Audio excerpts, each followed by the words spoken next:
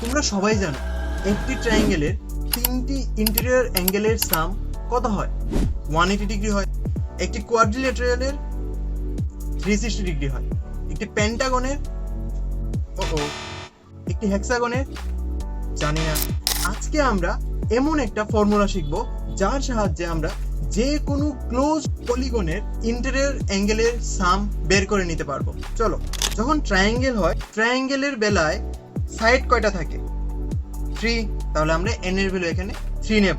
ফর্মুলাটা হচ্ছে n-2 into 180 degree. তাহলে 3 - 2 ইন্টু 180 ডিগ্রি। কোয়াড্রিল্যাটারাল তোমরা কত বলেছিলে? 360 ডিগ্রি। তো দেখো n এর ভ্যালু এখানে কত, মানে নাম্বার অফ সাইড কয়টা? 4টা। তাহলে 4 - 2 ইন্টু 180 ডিগ্রি, মানে 2 into 180 degree, that means 360 degree. Pentagon number of side কয়টা? 5টা। তাহলে n এর ভ্যালু এখানে 5। তাহলে 5 - 2 into 180 degree, that means 3 into 180 degree, that means 540 degree. তাহলে হেক্সাগনের অল ইন্টেরিয়র অ্যাঙ্গেলস এর সামটা কত হবে কমেন্টে জানিয়ে দাও।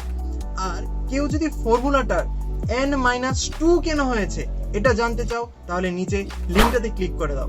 ভিডিওটা লাইক করতে ভুলবে না কিন্তু।